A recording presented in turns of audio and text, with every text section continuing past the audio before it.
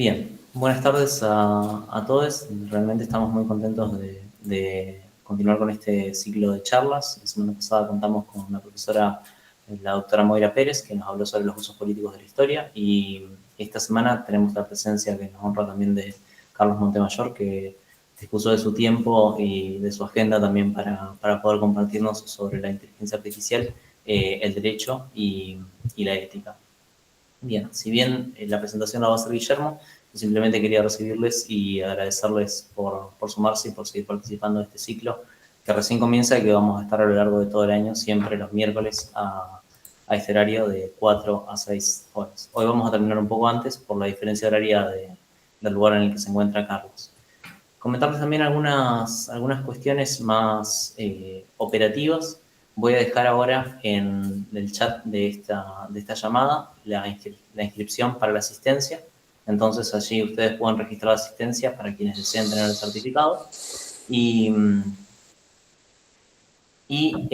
también recordarles eso de que esta presentación va a quedar grabada y luego va a ser subida para que lo puedan ver aquellas personas que estén interesadas en esta temática de la que estamos hablando en este primer webinario. Además de ello, recordarles de que siempre recomendamos que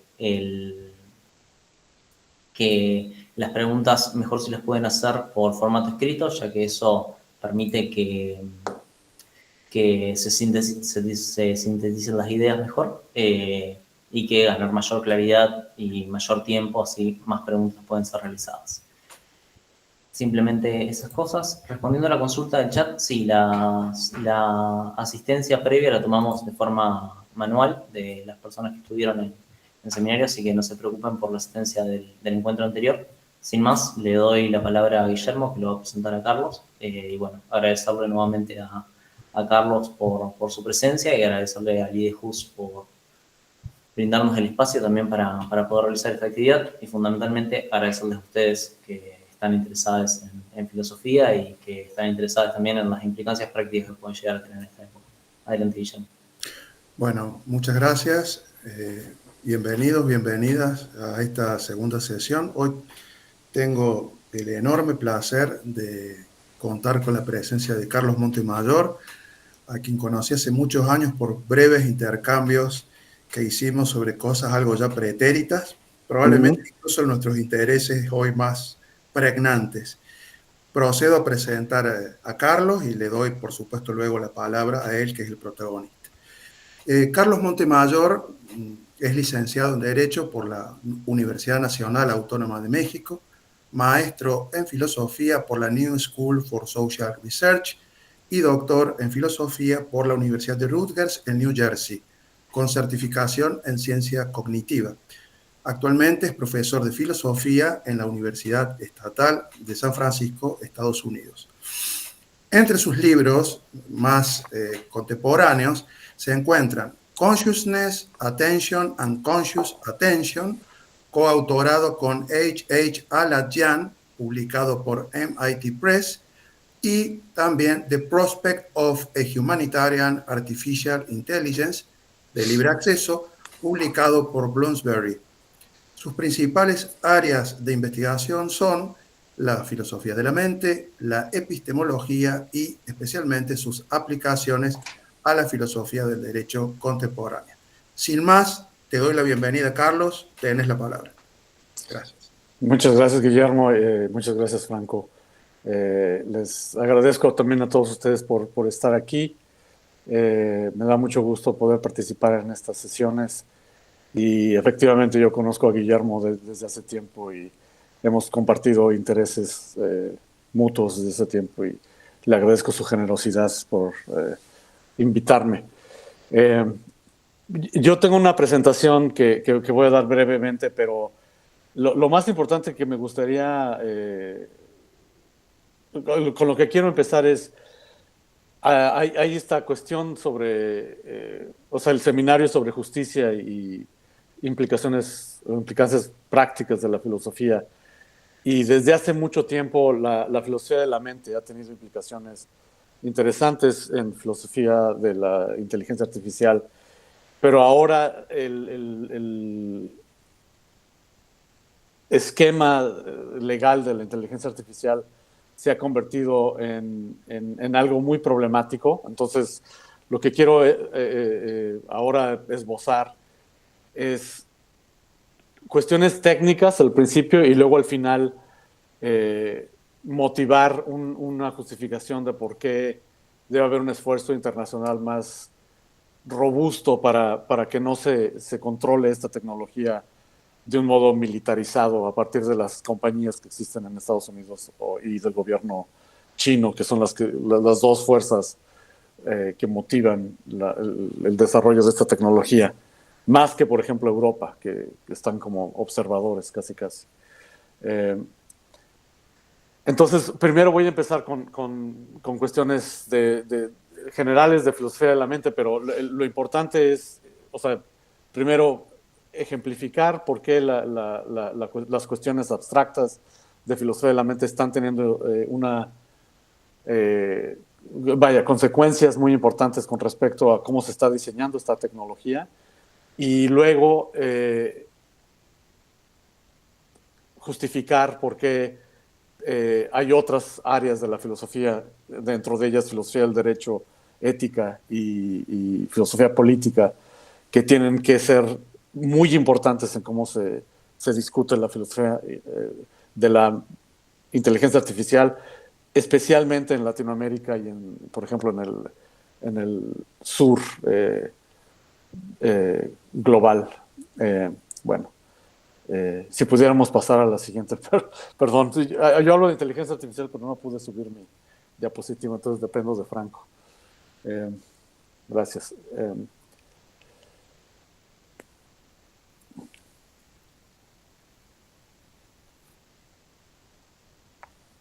No me aparece la siguiente pantalla. Ahí está, ok. Entonces, en la historia de la inteligencia artificial hubieron dos modelos. Los dos modelos vienen de la filosofía. Uno de los modelos es el modelo deductivo consecuencial, que tuvo mucha influencia en el derecho, que es un esquema normativo simbólico donde hay reglas explícitas para seguir. Es el modelo que Aristóteles inventó para la lógica. Y ese modelo se adoptó a partir de Alan Turing, que en 1950 publicó un artículo muy importante que en inglés, bueno, que la traducción del inglés es computación e inteligencia mecánica. Y Turing en ese artículo introduce la idea de inteligencia artificial, también introduce el Turing Test, el examen de Turing o la prueba de Turing. Y una de las cosas que dice Turing es, para pruebas de inteligencia, lo que más importa es el razonamiento, y es el razonamiento explícito, tal cual ocurre entre seres humanos. Nunca Turing pensó en lo que ahora en Silicon Valley llaman benchmarking. Nunca fue esta idea compatible con que hubiera simple y sencillamente pruebas que hay que pasar, como ganar en Go, ganar en ajedrez, ganar en estos juegos, pasar pruebas comunicativas. Pero algo que dijo Turing es, si una máquina está en una situación anónima y la máquina pasa por ser un ser humano, o es por lo menos tan bueno como un ser humano, esa máquina es inteligente, ¿no? Y a partir de ahí, la idea de que las máquinas pueden ser inteligentes se tomó muy en serio. Turing favoreció no de modo muy explícito, pero es muy claro en el artículo que él favorece cierta estructura simbólica para que exista la inteligencia. Turing tenía también motivos políticos. Si quieren podemos hablar de eso en la sección de preguntas, son muy interesantes. Por ejemplo, Turing tuvo una vida muy interesante, fue un héroe de guerra, pero lo asesinó básicamente el gobierno británico por sus preferencias sexuales. Entonces, Turing no es un tipo neutral cuando se trata de cuestiones políticas y de inteligencia. Pero bueno, él publica este artículo, publica artículos anteriores, empezando con el de 34, donde él introduce la máquina de Turing y revoluciona la historia de las matemáticas y de la computación.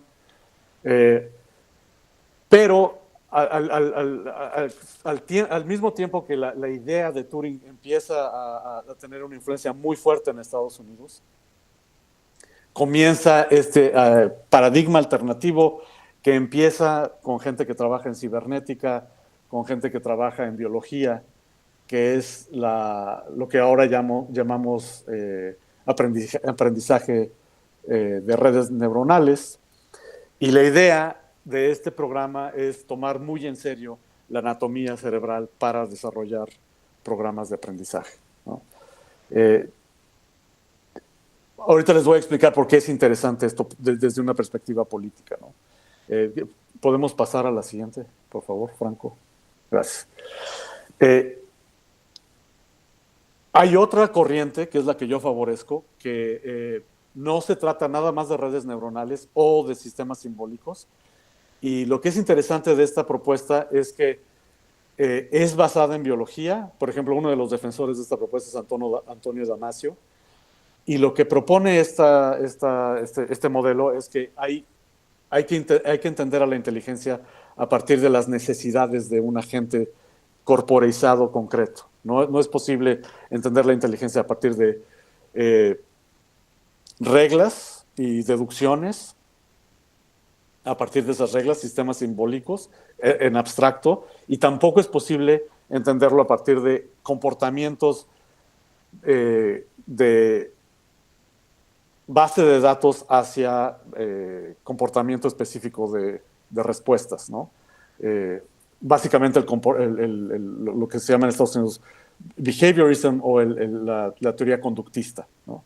Entonces, lo que dice esta teoría es la corporeidad importa, la biología importa, mucho más para la inteligencia y para la dignidad, que es lo que quiero articular en esta plática, que el razonamiento deductivo basado en reglas simbólicos o el conductismo, el poder comportarse de un modo fiable y interpretable, ¿no? Que tu conducta sea una conducta fiable. Esto, si ustedes son familiares, o sea, esto no es muy relevante para entender lo que yo voy a decir, pero si han leído a Wittgenstein, sobre todo el segundo Wittgenstein, esto es muy wittgensteiniano, ¿no? Wittgenstein tiene un argumento muy fuerte en contra del seguimiento de reglas y en contra del conductismo. Y lo que acaba diciendo Wittgenstein, no dice que hay que hacer una teoría basada en las necesidades, pero en algo muy similar, que es formas de vida basadas en comportamientos interpretados desde adentro del comportamiento, no desde la postura externa. Entonces, las necesidades sirven como guías, y lo que es importante para lo que quiero decir hoy con ustedes es que estas necesidades aportan o establecen suficiente alineamiento de valores, que este es un problema en inteligencia artificial, porque tenemos una estructura cognitiva similar, pero son suficientemente flexibles para que cada uno de nosotros sea libre. Si estuviéramos perfectamente alineados, seríamos robots, no tendríamos libertad. Si no pudiéramos alinearnos, no podríamos cooperar. Entonces necesitamos una etapa intermedia, y eso es lo que aportan las necesidades. Y algo importante también de las necesidades es que cuando uno tiene necesidades atribuibles a la gente por sí mismo, por ejemplo, a los animales que tienen necesidades representativas de reproducción, esas necesidades pueden incluir la necesidad de satisfacer las necesidades. Esto es un poco meta, pero cuando uno es un agente independiente, uno tiene la necesidad de satisfacer las necesidades básicas por sí mismo, no de una manera robótica o esclavizada o desde afuera, ¿no? Hay una necesidad de autonomía que es importante aquí. Bueno, la siguiente, por favor. No me quiero tardar mucho en esto. En esto voy a pasar muy rápido. Estos son un par de ingenieros que trabajan en un par de compañías que son muy exitosas, que ya me tienen harto, por cierto, OpenAI y esta otra compañía que hace CPUs. Y lo que dicen es, la tecnología ha cambiado radicalmente. Ya no solo estamos en la situación de redes neuronales, tenemos un modo nuevo de programación donde no programa, o sea, los científicos computacionales no programan a través de reglas, sino lo que hacen es dan ciertas tareas, dejan que las redes neuronales programen por sí mismas y entonces monitorean qué tipo de consecuencias tiene la programación, que es mucho más eficiente, ¿no? A partir de redes neuronales. Y NVIDIA es la compañía que es la otra compañía que le está yendo muy bien, que es la de Jensen Huang. Y lo que él dice es que este nuevo sistema de computación no pontifica, no está basado en la autoridad de la razón, sino lo que hace es aprende, como aprende un infante, que esto viene también de una metáfora de Turing, y es un modo más democrático de hacer teoría de la computación, porque el alineamiento que existe entre estos sistemas y los seres humanos es más continuo que el que había entre procesos deductivos o conductistas, ¿no? Que esto es interesante porque lo que dicen tanto Karpathy como Juan es, estos sistemas son, por ejemplo, malos en matemática, pero razonan mucho más parecido al ser humano medio, ¿no? O promedio, que los programas anteriores. Entonces, hay algo interesante que está pasando con la computación que no había pasado antes. Ellos creen que esto es una gran cosa y lo que quiero, en lo que me queda de tiempo, explicar es que para nada es una gran cosa, ¿no? Es peligroso lo que está pasando. ¿Podemos pasar a la siguiente, por favor? Estos dos tipos, Karpathy y Jensen Huang, son tipos que están muy metidos en la industria y en tratar de que Estados Unidos tenga una presencia dominante, si uno quiere usar ese término, capitalista colonial en esta industria que es militarizada, ¿no? O sea, se utiliza para propósitos muy distintos de simplemente cooperar con la humanidad. Pero hay gente dentro de la industria, por ejemplo, Yann LeCun, Jeff Hinton, que ganó el Nobel de Física, y Stuart Russell, que critican o han argumentado que las redes neuronales, a pesar de tener todas estas virtudes, que es que nosotros les confiamos. Yo tengo alumnos que confían en ChatGPT más que en mí o que en sus padres y que quieren tener relaciones con ChatGPT. A pesar de que ChatGPT parece ser muy, muy familiar y muy, como decimos en México, muy buena onda, la verdad es que ChatGPT no tiene autonomía, es el producto de una compañía que quiere tener una ventaja comercial. Yann LeCun ha dicho varias veces, no tiene un modelo del mundo. ChatGPT responde muy efectivamente, muy eficientemente a prompts de un modo en el que la compresión de información es muy contextualizada y muy sorprendente. O sea, nadie cuestiona que lo que hace ChatGPT es muy sofisticado, pero estos científicos de la computación dicen, no hay autonomía, no hay memoria, no hay intereses y tampoco hay modo de garantizar de que estos sistemas van a ser benéficos. Esto es independientemente de las cuestiones de filosofía del derecho y políticas. Viene dentro de la misma crítica de gente que está diseñando estos programas. Creo que esto es muy importante porque nosotros estamos adoptando estos sistemas sin pensarlo, creemos que son la panacea, pero dentro de la ingeniería, gente que es... Jeffrey Hinton inventó estos sistemas, básicamente. Y él ha dicho, hay que suspender la industria de estos sistemas. Son sistemas peligrosos, no sabemos qué es lo que puede pasar, no están alineados y son son una amenaza, porque a pesar de que parecen tener sentido común, no sabemos si tienen sentido común y no sabemos si tienen autonomía, ¿no? Y si tienen autonomía, eso es un problema, que eso es lo que enfatiza Stuart Russell. Yo hablo mucho de esto en este libro que publiqué en inglés y va a ser publicado, por cierto, por Eudeva en español pronto, no sé cuándo, pero pronto. Pero el libro en inglés es de acceso libre, el de Eudeva también va a ser de acceso libre. Y ahí un aspecto muy importante es por qué es vital entender que estas máquinas no son autónomas y la amenaza real no es que sean inteligentes, sino que puedan ser autónomas, ¿no? Por cuestiones políticas, morales, etcétera, ¿no? ¿Podemos pasar a la siguiente, Franco, por favor? Bueno, parte de esta crítica que viene de los ingenieros, o sea, no viene de los filósofos, viene de los ingenieros de la computación, tiene que ver con cómo entender, cómo podría haber inteligencia artificial realmente autónoma, ¿no? Y brevemente les voy a explicar dos modelos que se han presentado. Esto no es muy importante. Bueno, lo importante aquí es, hay un modelo que es muy computacional, basado en teorías de filosofía de la mente, que ahorita se los explico rápido, y hay otro modelo que está basado en lo que se llama en biología las funciones metabólicas y de homeostasis, que son básicamente funciones de equilibrio, de temperatura, de funcionamiento vital, el sueño, el equilibrio emocional, todo lo que nos mantiene vivos.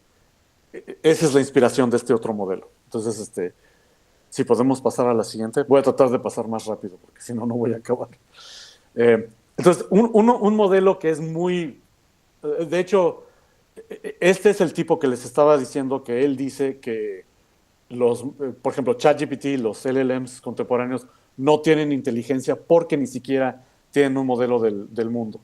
Lo que hacen es hacen este tipo de compresión informativa, que es no trivial, es muy interesante. Nosotros quizá hacemos algo parecido cuando procesamos sintaxis, o sea, hacemos algo computacional cuando hablamos, pero no es lo único que hacemos. Nosotros no necesitamos lenguaje para, por ejemplo, percibir el cuarto en donde estamos. Los animales no necesitan lenguaje para, por ejemplo, correr y hacer cosas muy sofisticadas, ¿no? Entonces, lo que dice Yann LeCun es, el lenguaje es solo un aspecto de la inteligencia y no es el central. Nos ayuda mucho a nosotros, pero no es el central. Entonces, lo que él propone es, si podemos pasar a la siguiente, lo que él propone es una arquitectura que yo lo que digo aquí en esta diapositiva es una arquitectura interesante, modular, computacional, que trata de apelar a un modelo del mundo que no tienen estos sistemas, no es nada más el lenguaje, y que tiene esta estructura complicada, donde hay memoria, percepción, hay un agente, hay esta función que se llama crítica, ¿no? Cómo el modelo del mundo empata con la percepción. Pero este modelo es muy viejo en filosofía y, por ejemplo, lo propone John Pollock, ¿no? En el 95, en un libro donde habla de estructuras arquitectónicas para filosofía de la inteligencia artificial. Entonces, es interesante que este es un ingeniero, por cierto, Yann LeCun trabaja para Meta, él es el encargado de inteligencia artificial en Meta, y es uno de los críticos, ¿no? de las redes neuronales y de los LLMs. Si pasamos a la siguiente, por favor. Y si no los quiero aburrir mucho con esto, pero Antonio Damasio es un biólogo, neurocientífico, es muy famoso en Estados Unidos, por lo menos. Tiene libros muy interesantes sobre inteligencia emocional.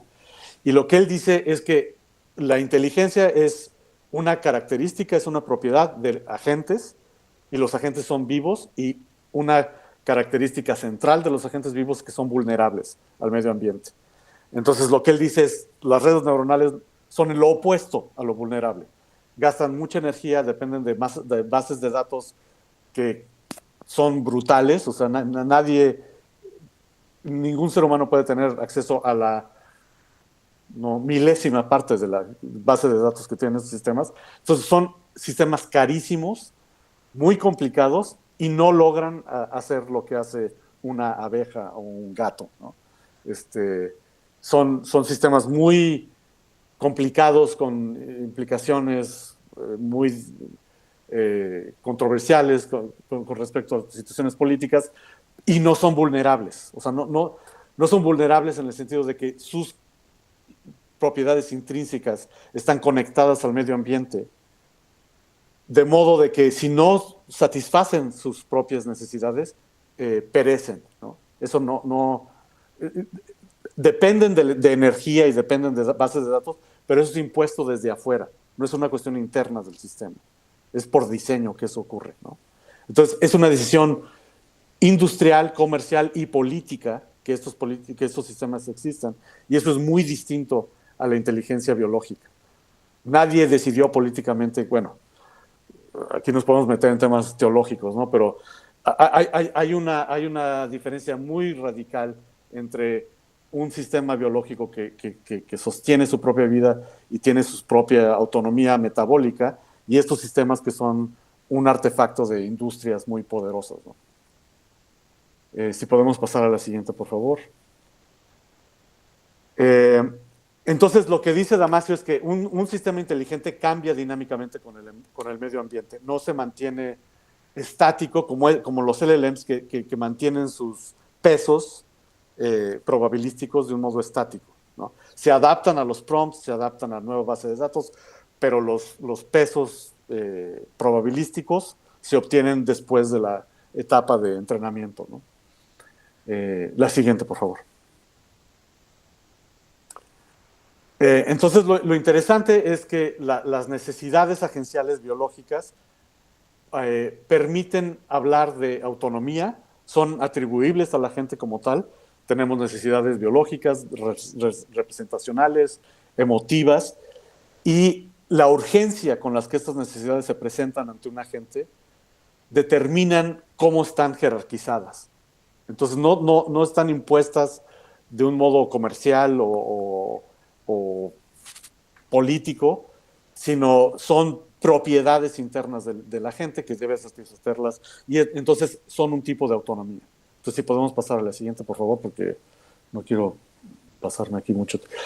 Esto también tiene que ver con información, y lo que es importante aquí es que las necesidades son restricciones informativas, entonces restringen el espacio de posibles soluciones, las más convenientes son las que acaban siendo elegidas, también determinan cuáles son las necesidades más urgentes y acaban integrando a un agente en términos de qué tipo de autonomía la gente va a tener, qué tipo de prioridades va a tener y cómo las va a poder satisfacer, ¿no? Entonces, si pasamos a la siguiente, por favor. Y esto es como el modelo alternativo que creo que es interesante. Las necesidades determinan como ciclo en donde hay procesos de información, pero los LLMs ahí se quedan en procesos informativos. Las necesidades desde la perspectiva de la gente integran soluciones, determinan cómo es mejor solucionar, qué problemas son los más prioritarios y también qué acciones son las más eficientes, y todo eso depende de un tipo de sentido común que no es nada más compresión de información, y eso determina la eficacia y la autonomía de la gente. Ok, entonces ahorita ya voy a pasar a cosas más que tienen que ver con... Entonces, estas son cuestiones de filosofía de la mente con implicaciones prácticas para cómo se están diseñando estos sistemas, que son generadores de conocimiento y generadores de información. Si podemos pasar a la siguiente, por favor. El otro aspecto de las necesidades que es importante es que no están en términos, no funcionan en términos de tiempo de cómputo, sino que están en tiempo real, ¿no? O lo que llama Jeffrey Hinton tiempo análogo y no digital. Entonces, aquí lo que importa es no cuánto se tarda un sistema en darte una respuesta, sino cuál es el tiempo adecuado dada la urgencia de una necesidad, ¿no? Entonces, ese es otro aspecto de inteligencia que es muy distinto en estos sistemas o en esta propuesta de la propuesta de inteligencia artificial, de LLMs. Ok, la siguiente, por favor. Esto va a ser muy rápido. Yo me refiero a la inteligencia basada solo en consecuencias, que es el benchmarking que existe en los sistemas contemporáneos como equivalencia extensional. O sea, es una equivalencia de resultados, pero la equivalencia de tener necesidades similares y una arquitectura similar, me refiero a eso como, o sea, motivaciones similares, intenciones similares como equivalencia intencional. Entonces, la siguiente, por favor.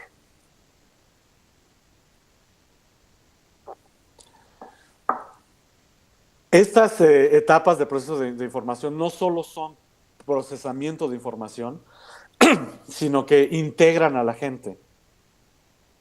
Y en el caso de los seres humanos y de animales, lo que determinan es que la autonomía de la gente, o sea, el hecho de que el agente humano tiene que satisfacer estas necesidades a partir de sus propias habilidades, determinan la dignidad con la que este agente opera, ¿no?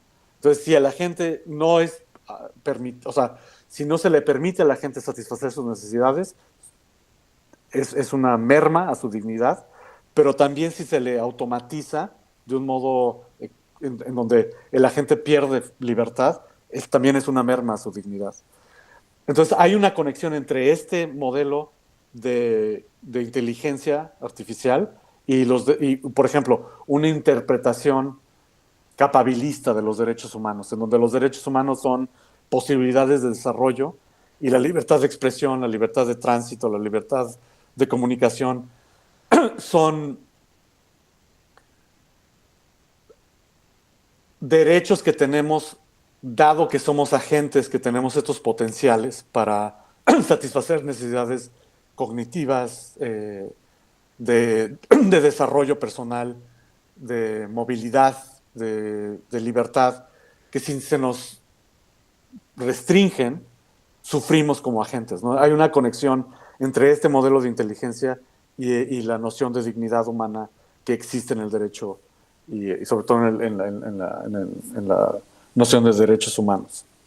Y entonces, dado que esta no es la propuesta principal de inteligencia artificial que se está promoviendo en el mundo, un riesgo muy importante, bueno, y el hecho de que estamos promoviendo una mecanización del razonamiento que favorece razonamientos instrumentales y no deliberativos, respuestas rápidas a cosas que queremos conocer, en vez de cuestionamientos en donde estamos incómodos, sin saber qué hacer, incertidumbre.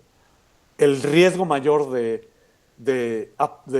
incorporar los esquemas o los modelos de inteligencia artificial que están siendo impuestos hoy en día es deshumanizar y empobrecer las relaciones humanas. Entonces, creo que lo que tiene que haber es no solo un modelo alternativo de inteligencia artificial, sino un movimiento político en contra de la adopción a rajatabla de estos sistemas en donde la educación, la medicina, los sistemas de comunicación, las relaciones humanas van a ser mecanizadas a partir de sistemas expertos, ¿no? Y creo que aquí algo muy importante es que en el mejor de los casos, incluso si los sistemas expertos son fiables y muy benévolos, es un tipo de racionalidad muy utilitarista y muy estratégica, ¿no? O sea, no es una racionalidad abierta al diálogo, es una racionalidad comodificada, comercial, estratégica. Esto es lo más importante que quiero decir, pero voy a pasar por las siguientes diapositivas para ilustrar un par de cosas y ya ahí acabo. Entonces, la siguiente, por favor, Fran.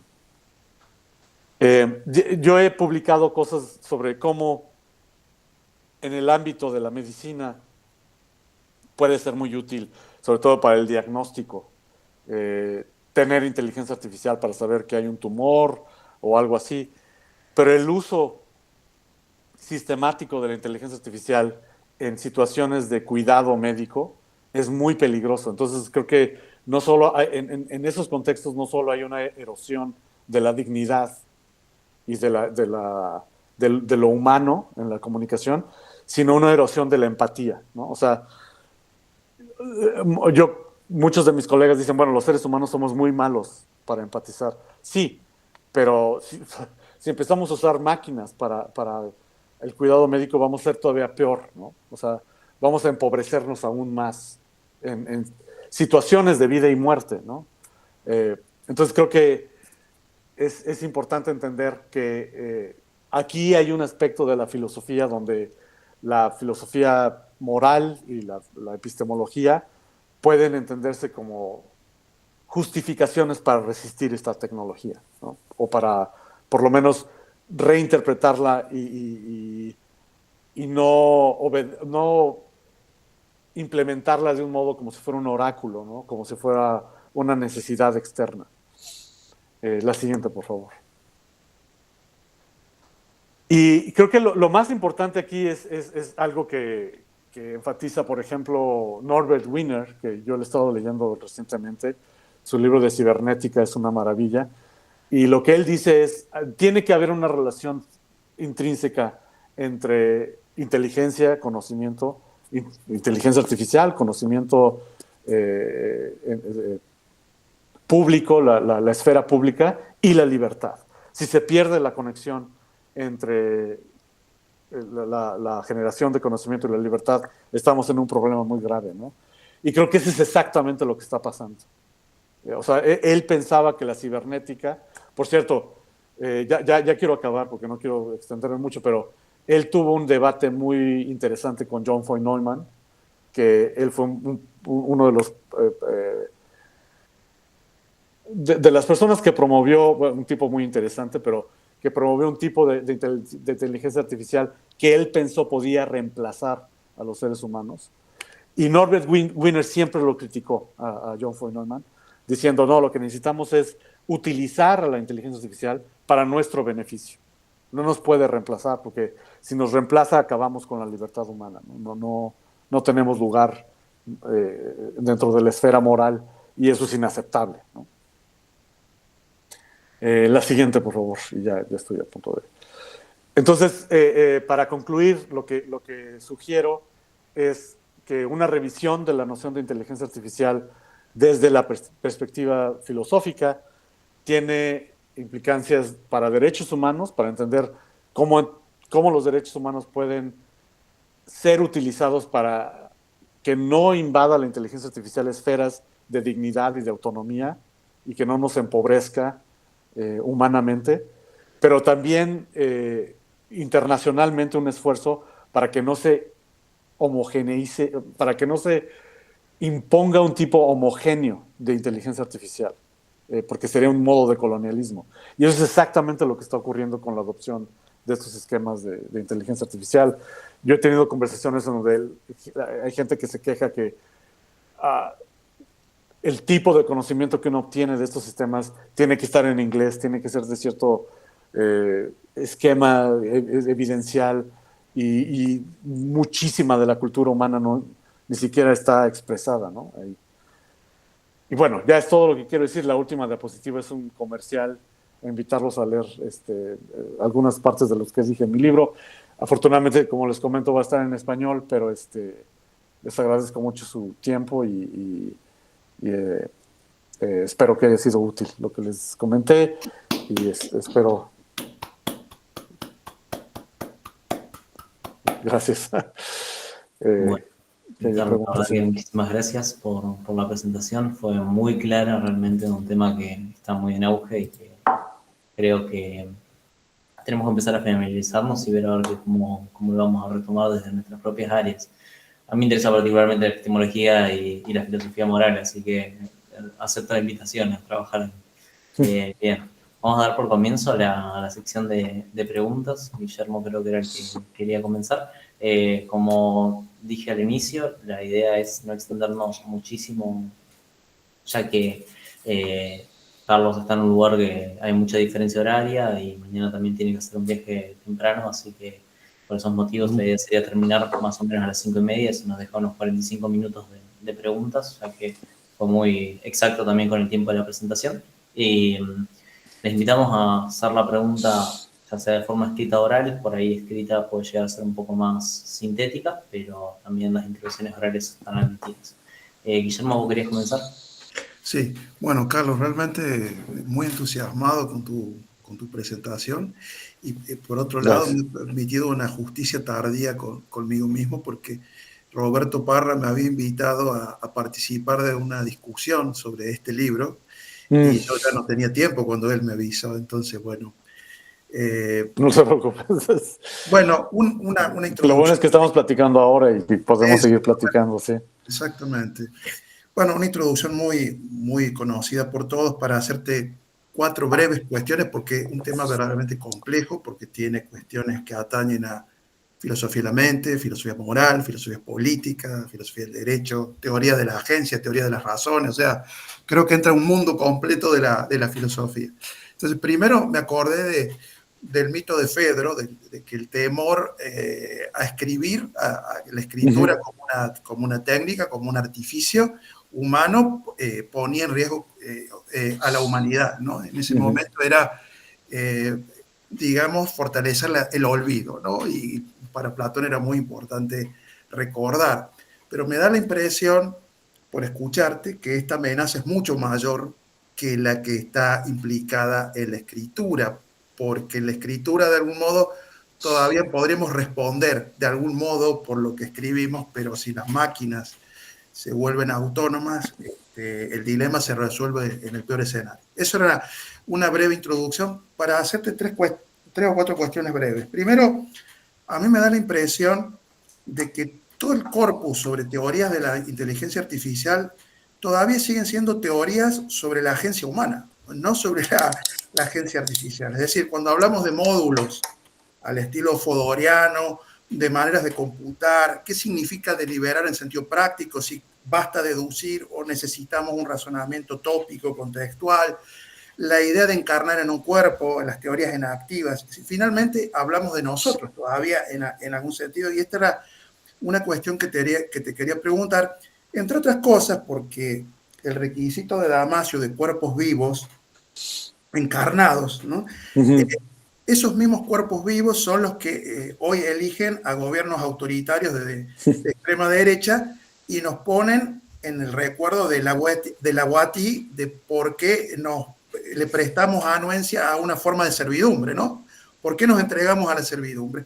Que es una pregunta para la humanidad, ¿no? Ese era un punto. El otro punto era, claro, da la impresión por tu plática que el escenario es muy distópico, en el sentido de que estas inteligencias, entre comillas, nos llevan a un escenario capitalista cada vez más colonizante, cada vez más injusto en términos de teoría no ideal, pero a la vez hay algunos sectores del progresismo en la filosofía política que intentan decir, bueno, si esto es inevitable, al estilo del fatum maometanum, si es un destino, ¿cómo podemos resemantizar desde la izquierda o el progresismo a esto? Digo, estoy pensando en Haraway, digamos, cómo hacer que el Terminator, que es la industria militar, sea para beneficio de la humanidad. Y a la vez, noto que hasta en un punto, es como otra subcuestión, distinguir lo natural de lo artificial se vuelve cada vez más complejo. Digamos, tenemos los cyborg, los ideales transhumanistas de los tecnócratas. Entonces el escenario se vuelve como más complejo para el análisis. Y finalmente una pregunta escéptica. Tengo la duda de si la regulación legal, siguiendo convenciones humanitarias de esto, permitiría ponerle un bozal a la bestia, realmente. Esto es si esto es fácticamente viable. Ese era un poco el conjunto de cuestiones. Muchísimas gracias. Gracias. Bueno, de la última, creo que puedo dar una respuesta más dramática que las otras.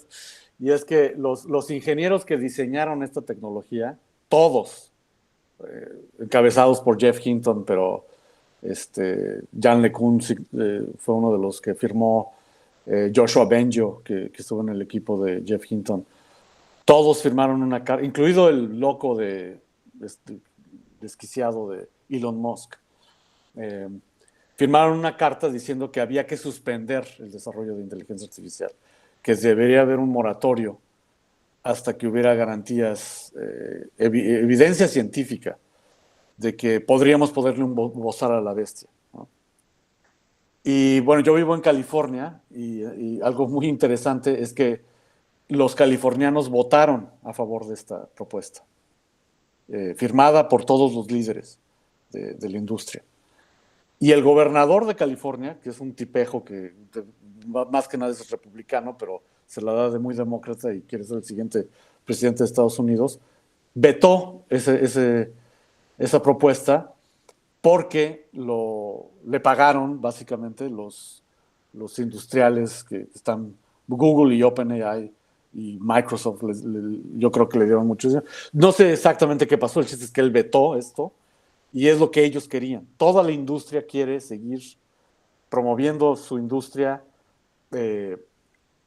poniendo a riesgo la vida política, poniendo a riesgo el sistema bancario, porque todo el mundo sabe que la ciberseguridad depende mucho de que no haya ataques muy sofisticados que la inteligencia artificial pueda hacer. Entonces, hay riesgos muy, muy fuertes y básicamente la industria en Estados Unidos está completamente desregulada. Entonces, sí es una cuestión política muy grave desde mi punto de vista y no eficaz, porque, por ejemplo, en California, los californianos votaron en contra votaron a favor de este moratorio. Los diseñadores, los ingenieros fueron los que empezaron este moratorio, pero los intereses comerciales, como siempre en Estados Unidos, militares, comerciales, porque es lo mismo, ganaron, ¿no? Entonces no creo que eso sea pesimismo capitalista. Eso es algo que pasó de un modo muy concreto en California y que sigue pasando. Y yo lo veo también desde el punto de vista educativo. Los pocos alumnos ingenieros que conozco que quieren que cambie la situación en Silicon Valley no están en Berkeley o en Stanford, ¿no? Están fuera del sistema de producción educativa que favorece a estas industrias, ¿no? Entonces, no es solo una cuestión comercial, también es una cuestión educativa, de élite, de qué cuenta como qué pasa por buena ingeniería y qué pasa por otra cosa, ¿no? Ahora, yo lo que le digo, o sea, a mí lo que me dicen mis alumnos es, hay un problema perdón que esta es una respuesta muy larga, o sea, hiciste 3 preguntas muy interesantes, pero en ingeniería hay un problema muy fundamental que se llama ground truth, que se trata de que lo que un sistema de inteligencia artificial te aporta, por ejemplo, si te dice esto es un gato, por ejemplo, ¿no? Que realmente sea lo que realmente está representando el sistema o la categoría que está aplicando el sistema es hacia el animal que nosotros llamamos gato. No es hacia por ejemplo, el sofá que está detrás del gato, ¿no? Entonces, tú puedes ser muy bueno en detectar gatos si sabes que los gatos les gusta sentarse en sofás. Y entonces, si te dan una bola de perros y de gatos, pues el gato va a estar, ¿no? O sea, en promedio más a gusto en un sofá que un perro, no sé, la verdad. Pero bueno, suponiendo que eso sea el caso, y ese problema es un problema de ingeniería. No es un problema nada más teórico, filosófico, conceptual. Si ellos no logran hacer que un sistema te dé una respuesta fiable del tipo que te podría dar un ser humano, entonces no están haciendo un buen trabajo, ¿no? Entonces, lo que es interesante de esta pregunta es, ¿ellos saben que no están haciendo eso? Lo saben perfectamente. Saben que están generando riesgos en donde están fabricando datos que pueden colapsar sus propios modelos. Saben que hay riesgos de ciberseguridad. Saben que hay riesgos a la democracia, de cómo se están imponiendo esos sistemas en sistemas de justicia, de educación, de medicina. y siguen con una tendencia comercial imparable, ¿no? Entonces, no, o sea, lo que a mí se me hace muy interesante de lo que está pasando es, saben que desde el punto de vista de la ingeniería, lo que están haciendo es riesgoso, es mala ingeniería, y a pesar de eso lo siguen haciendo, ¿no? Esto es independiente de las cuestiones morales, políticas, comerciales, capitalistas, coloniales, que ya hemos comentado, ¿no? Esto es simple y sencillamente, los ingenieros están o cooptados por esta idea de que esto es lo que hay que hacer, o incómodos con que no saben cómo explicar que esto no es el mejor modo de hacer ingeniería, ¿no? Y entonces lo que es interesante es, son ingenieros que están en una posición de mucho poder moral, político, epistémico, pero están como cooptados por estas compañías, ¿no? Entonces, creo que no es muy exagerado ahí decir que hay un problema muy fuerte como de capitalismo rampante, de imposición de la tecnología, y que se ha ido impuesto incluso a los estándares de cómo generar ingeniería computacional, ¿no? Entonces ahí creo que sí vale la pena ser muy escéptico. En cuanto a lo de Haraway, o sea, me hiciste una pregunta sobre cómo podría beneficiar, y luego me voy a ir a otra cosa más de biología y ya me paro para esperar otras preguntas. Haraway es una persona muy interesante y Bruno Latour y gente como ella, ¿no? Porque lo que ellos proponen es, el antropocentrismo ha sido una fuente muy mala de colonialismo y de capitalismo y ideas erróneas de la importancia de lo humano en contra de, por ejemplo, el mundo animal o las máquinas, ¿no? Pero algo interesante de Haraway y de gente como ella es que para ellos lo transhumanista no debe ser antihumano, ¿no? O sea, el que uno sea transhumanista, el que uno no quiera tener, vaya, el estar en contra del antropocentrismo, que es un antropocentrismo colonial occidental básicamente, el estar en contra de eso no significa estar en contra de la humanidad o de lo humano, ¿no? O de la dignidad humana. Ahora, la razón por la que digo esto es porque Donna Haraway escribió un artículo en donde dice, hay tendencias posthumanistas en donde a lo que se favorece es a las máquinas, ¿no? Y lo que se dice es, el ser humano y el mundo animal entero es un mundo despreciable, putrefacto, de carbón, que tiene una etapa de vida muy corta y que hay que superar, ¿no? Si pudiéramos destruirlo, ¿no? Pero por lo menos superarlo, para que haya mejores formas de vida, seres más inteligentes, superar esta etapa biológica de carbón, como decimos en México, rascuache, anticuada, ¿no? Y lo que dice Donna Haraway es, no, o sea, la fuente de la dignidad, de la inteligencia, de lo que debemos rescatar en una teoría transhumanista, tiene que ver con hacer espacio a la dignidad animal, humana, pero proteger esos valores que no deben ser identificados como antropocéntricos, pero que tampoco deben ser completamente eliminados a favor de una propuesta mecanicista, ¿no? Ahora, yo estoy completamente de acuerdo contigo, Guillermo, de que desde un punto de vista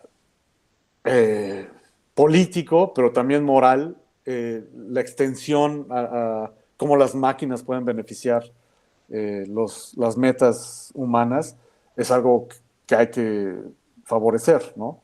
Y en la medida en que la inteligencia artificial logre beneficiar a la humanidad y como lo siguen prometiendo, desarrollar la ciencia, incrementar la cantidad de conocimiento, mejorar la calidad de vida, es algo muy importante favorecer a la inteligencia artificial. El problema es que hasta ahora no es muy claro, para nada, que eso es lo que está pasando, ¿no?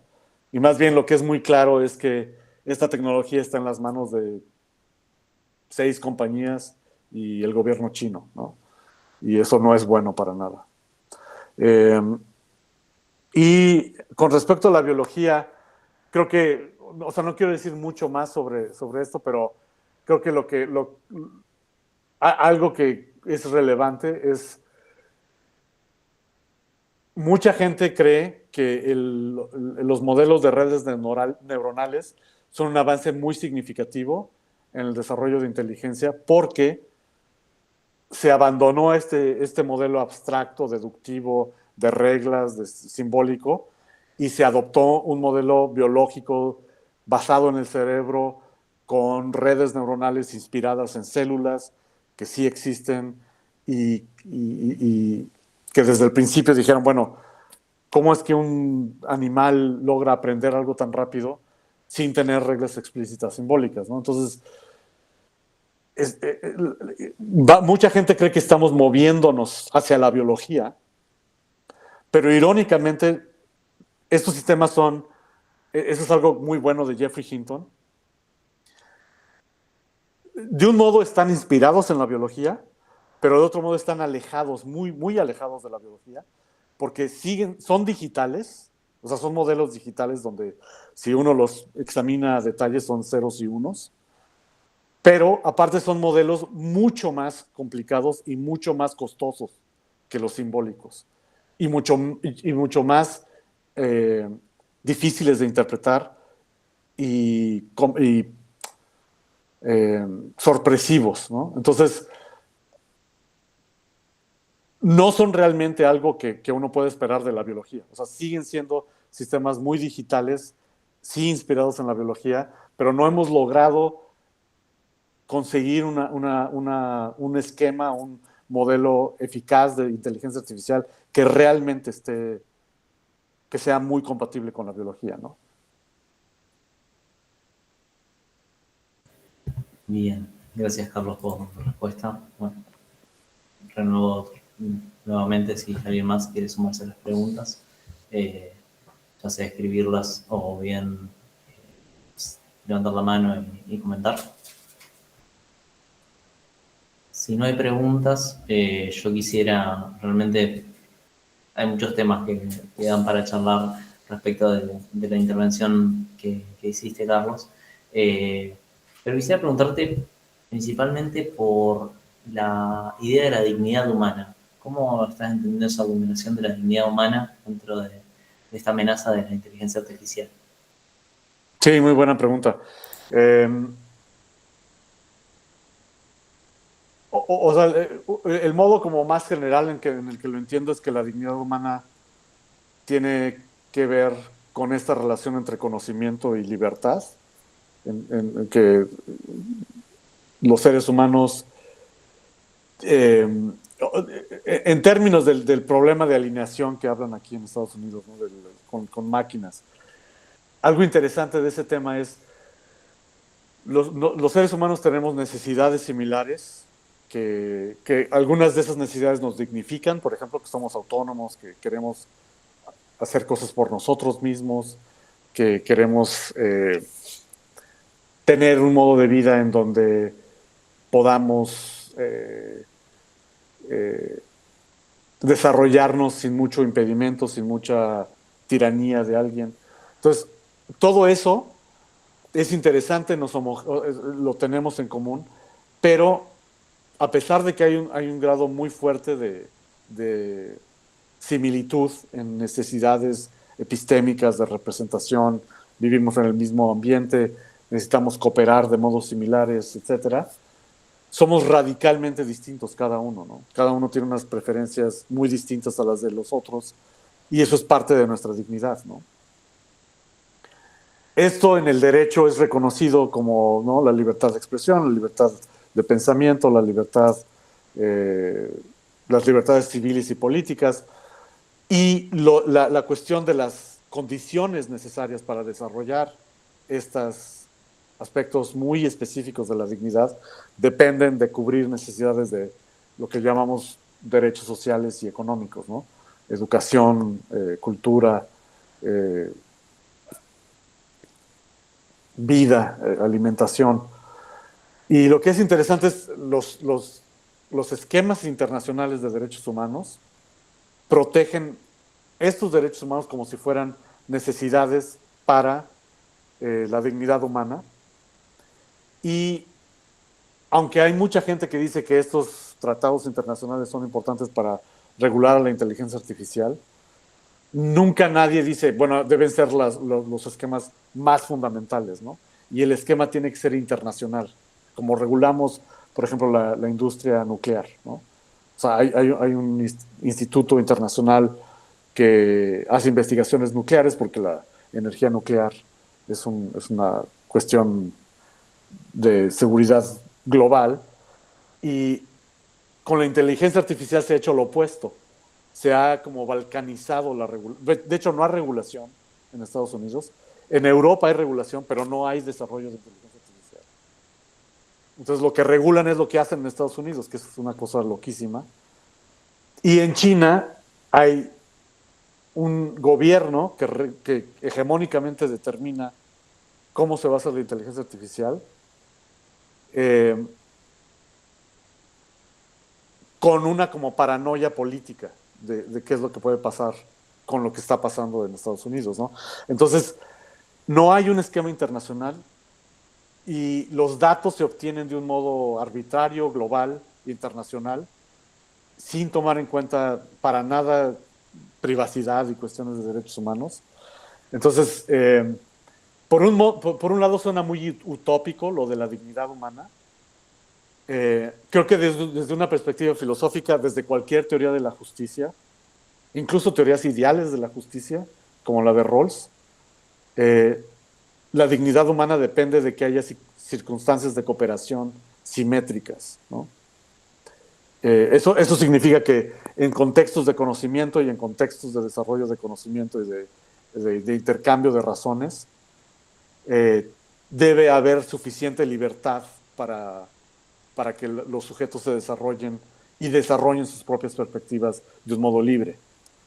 Esto es importante como comenté, ¿no? Y eso lo comentó también Guillermo, tanto para teorías ideales como la de John Rawls y la de Kant, como para teorías no ideales como la de Amartya Sen y los capabilistas, pero también, por ejemplo, gente que es mucho más crítica de los esquemas idealistas como Charles Mills, ¿no? Y entonces creo que si la noción de inteligencia está ligada a la libertad y al conocimiento, no es muy difícil justificar que al centro de esta discusión tiene que estar la noción de dignidad humana. Y creo que esto es relevante para lo que había comentado con respecto a Haraway, ¿no? Que hay un modo de pensar la cibernética en donde no solo no hay, o sea, lo humano no es tal, no debería de estar al centro o no está al centro, sino que no hay agentes, ¿no? Son puras, el término que usa Guattari y Deleuze, ¿no? Son puros rizomas, estructuras como basadas en plantas, son estructuras muy inspiradas en la biología, pero no hay nodos en donde uno diga, este es el agente que está haciendo, ¿no? Tal cosa, ¿no? Pero en el desarrollo de la tecnología y en contextos de desarrollo de conocimiento y de derecho, aunque quizá ontológicamente, ¿no? Metafísicamente o algo así, no exista una noción robusta de agente, sí necesitas el vocabulario de agentes para articular cuestiones de dignidad y de justicia, ¿no? y de justificación epistémica, ¿no? Gracias, Carlos. Muy completa la respuesta, sobre todo. Bien, ahí se anotaron para las preguntas. Griselda. Bueno, muchas gracias, Carlos. No sé si es la sensación de todos, pero hay muchos tópicos sobre los que discutir, hay muchas cosas que quedan ahí un poco abiertas. Primero, una referencia latinoamericanista, que es, y también saber tu opinión, del trabajo de Morozov, del bielorruso, porque ese es un antecedente que podemos seguir en nuestros trabajos, donde él recupera el trabajo de Allende, de una especie de control de una internet controlada por el gobierno, ese es algo en lo que deberíamos dedicarle un poco de trabajo en tratando de rastrear esta suerte de lo que Guillermo dijo, ponerle el bozal, ¿no? Quizás ahí hay algo. Sí. Y luego ahí viene una pregunta que tiene que ver con, bueno, hay algo que uno, o por lo menos yo no termino de entender, o que tiene que ver con la operatividad de los algoritmos. Hay un punto donde uno puede decir que los sistemas de procesamiento del lenguaje propiamente no piensan, sino que lo que hay es una alta operatividad de una gran cantidad de datos a una gran velocidad, por lo cual pueden sugerir qué ítem léxico le sigue a qué otro ítem léxico en la mayoría de los casos, ¿no? Una producción probabilística más bien. Ahora, ¿cómo se salta de ahí a afirmar que en la toma de decisiones hay una autonomía que puede decirse que es totalmente creativa, como la que tiene un ser humano para la toma de decisiones? Razón por la cual se firma el acuerdo eso de, muchachos, paremos la moto por 6 meses porque esto nos pasa por arriba de los informáticos, estos cracks de la informática. Entonces, ahí hay algo donde yo no termino, o sea, entiendo que tiene que haber un punto donde el algoritmo diseña un nuevo algoritmo, que sería esta razón por la cual le pedimos a redes neuronales que diseñen soluciones. Es decir, ya no es el algoritmo que diseña una solución, sino que diseña el plan completo para el problema planteado. Pero bueno, ahí hay como una zona gris todavía que me queda, que es poder comprender cómo pasamos de una solución basada en un alto procesamiento de datos a una solución que realmente parece creativa y autónoma a lo humano, parecida a lo humano, por lo cual hablamos de esa autonomía. No sé si fui clara, quizás hice un berenjenal. No, o sea, una respuesta, o sea, es una pregunta muy, muy interesante. ¿Por qué se ha pensado que esto es un salto justificado, ¿no? O sea, primero, o sea, yo estoy muy en contra de este salto. Obviamente, creo que estas máquinas no son autónomas, son peligrosas porque precisamente no son autónomas y imponen un tipo de racionalidad que es muy estratégico, que esto tiene que ver con Morozov, que es una gran pregunta. Ahorita contesto esa otra pregunta que es muy, muy interesante. Pero hablando con gente que diseñó estos, por ejemplo, los que diseñaron el Transformer original, ¿no? Que le llamaron atención, ¿no? El sistema de atención, que obviamente no es atención, pero el Transformer que dio las bases para ChatGPT. Yo leí, porque uno de mis alumnos que trabajó como ingeniero me dijo, el diálogo entre los que publicaron este artículo está, o sea, lo puedes leer, ¿no? Está en internet. Y yo lo leí y es increíble lo que pasó, porque uno de los ingenieros dice, ¿sabes qué? Esta cosa le puedes preguntar lo que sea y te contesta, ¿no? Ya lo he estado probando con algunas cosas de ingeniería, con otras cosas de código, con lenguaje, que obviamente ese era el propósito, traducir lenguaje de un lenguaje a otro, pero le puedes preguntar cosas de cocina y te contesta. Entonces, y el otro ingeniero no lo cree, ¿no?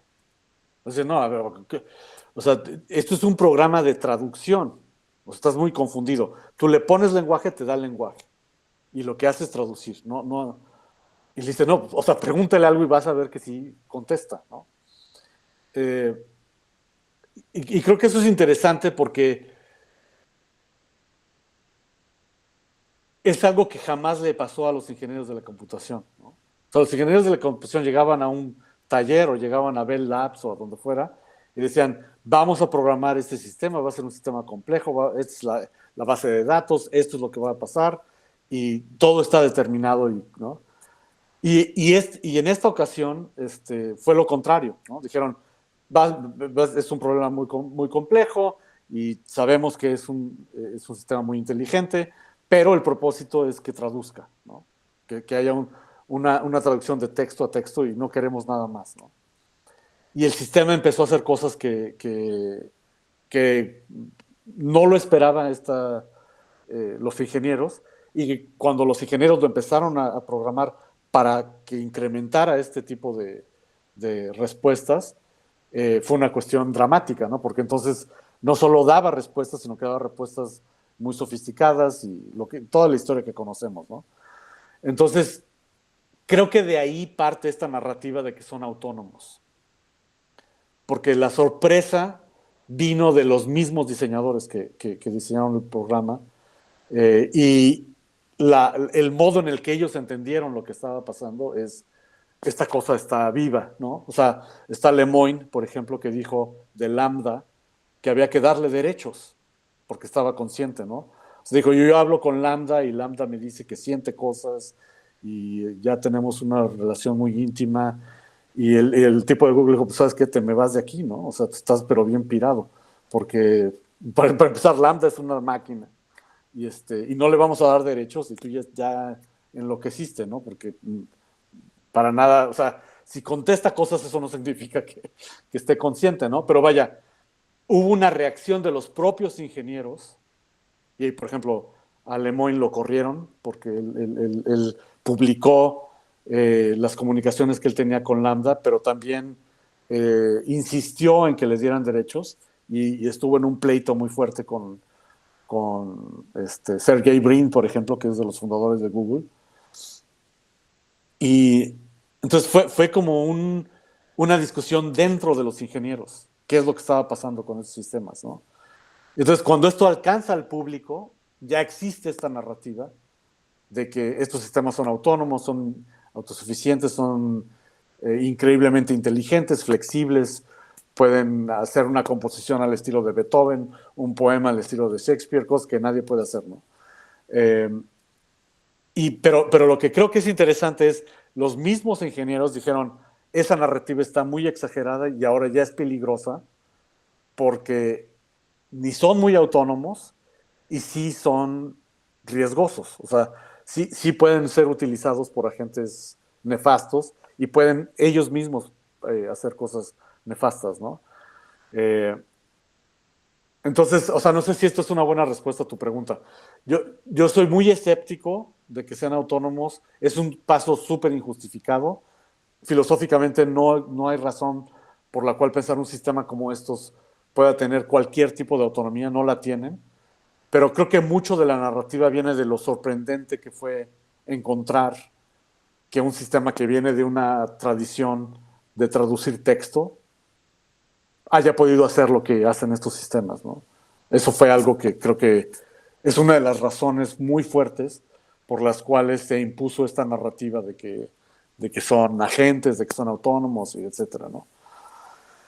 Y bueno, de lo de Morozov tengo muchísimo que decir. O sea, es una cosa... Yo lo conocí hace poco porque vino a presentar un texto que acaba de escribir, pero se la pasó la mitad del tiempo promoviendo de Santiago Boys, ¿no? Su podcast sobre los... que es muy irónico bueno, no irónico, pero muy gracioso, que les llama Santiago Boys a los que desarrollaron este sistema cibernético para Allende, en contraste a los Chicago Boys, que fueron los que le ayudaron a Pinochet, ¿no? Y lo que es una maravilla de ese podcast y de lo que escribe Morozov es que lo que él acaba diciendo es, esa fue la oportunidad de oro en donde un sistema desarrollado, ¿no?, hegemónicamente para propósitos informativos y de control de información, realmente se utilizó para ayudar, o realmente hubiera podido, que es el antecedente al Internet, ¿no? Realmente hubiera podido ser utilizado para ayudar a la gente. Y lo que dice es, pero o sea, lo que me llama la atención del podcast, que no sé si lo has checado, pero lo que me llama mucho la atención del podcast es que en el último capítulo él dice, la misma tecnología, o sea,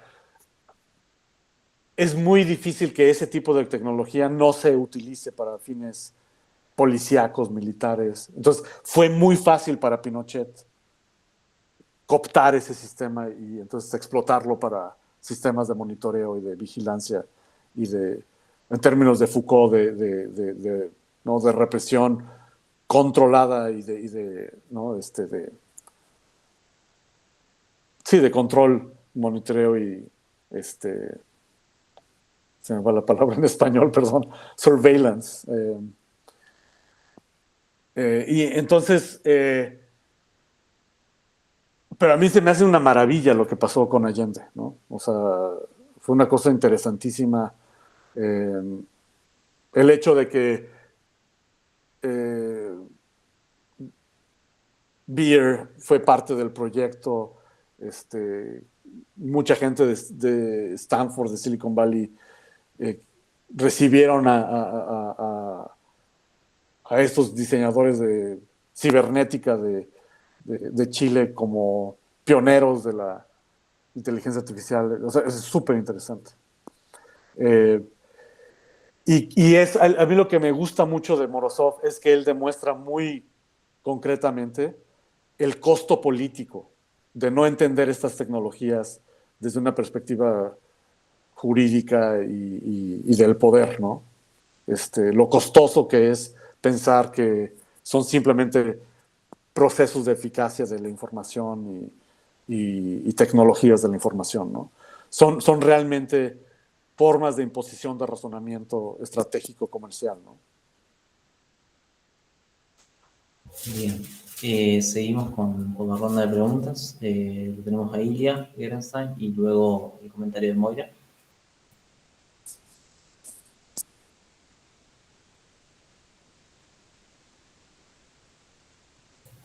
Ilia, no sé si estás hablando, no se te escucha.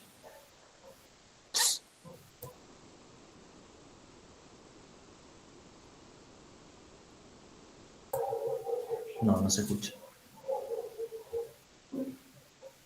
Puedes probar escribir y tipear la consulta en el chat. Mientras tanto, podemos ir con el comentario de Moira. Sí, hola, buenas tardes. Muchas gracias, Carlos, por la presentación. Soy totalmente novata en el tema. Mi pregunta era, comentario barra pregunta, ¿no? Me hizo reflexionar tu presentación sobre, justamente en relación con esto último que mencionabas, ¿no? La importancia de una perspectiva, en nuestro caso latinoamericana, sobre el tema, pensando en cómo las redes de poder que hay alrededor de todo lo que mencionaste, ¿no? Y todos estos desarrollos afectan de manera diferente, obviamente, a los sujetos según su ubicación geopolítica, económica, etcétera, ¿no? Y quería saber, de nuevo, porque no tengo idea del campo, si en filosofía vos sentís que hay una conciencia sobre esto, o en la producción, por ejemplo, en español, porque digo, en otras ramas de la filosofía está mucho esto de, bueno, en Estados Unidos se produce esto y seguimos esa línea. Y pienso que, bueno, en todos los campos me parece problemático eso, pero en este en particular me parece que, ¿no? Uno puede como estar reproduciendo quizás desde Latinoamérica cosas que nos terminan perjudicando a nosotros. Entonces, una pregunta sobre cómo ves vos el campo filosófico en relación con esto. No, esa es una muy, muy buena pregunta. Yo creo que el modo en el que deberíamos abordar el tema de inteligencia artificial desde Latinoamérica es muy político y no lo hemos hecho, ¿no? Yo mismo soy culpable, ¿no? Empiezo con cosas de filosofía de la mente, modularismo y, como dice Guillermo, cosas que vienen de Fodor. Son importantes, ¿no? Pero como comentó Griselda, gente que critica lo que realmente acaba siendo la imposición de un modelo de vigilancia y de castigo y de opresión al mundo,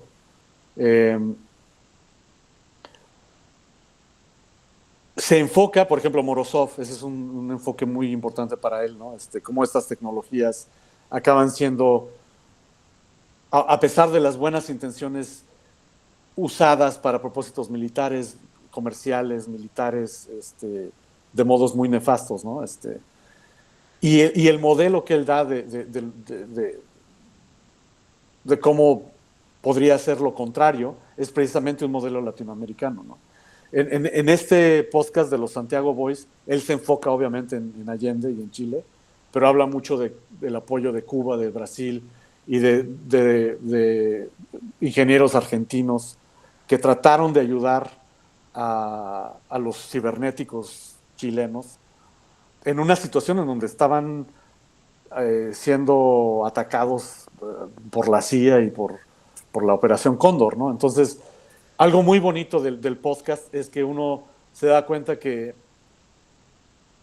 la solidaridad latinoamericana, por lo menos en el Cono Sur, fue muy importante para que el proyecto de Allende por lo menos sobreviviera algunos años y que el proyecto cibernético tuviera suficiente plausibilidad para que gente fuera de Latinoamérica dijera, esto es algo que vale mucho la pena, ¿no? Por ejemplo, Stafford Beer, que era uno de los representantes más importantes de la cibernética en cuestiones de comercio, ¿no? Y creo que la cibernética es un espacio en donde Latinoamérica y los latinoamericanos han tenido una voz muy fuerte, más que en la inteligencia artificial, ¿no? Aunque la representación en ciencia cognitiva también es fuerte, ¿no? Está Varela, está las escuelas ¿no? Argentina y Brasil de lógica, está la influencia de Rosenbluth en Wiener, que Rosenbluth era mexicano. Entonces, las escuelas de cibernética, a las cuales les importa mucho el control social, son aproximaciones a la inteligencia y al pensamiento en donde el control social y el desarrollo social está al centro.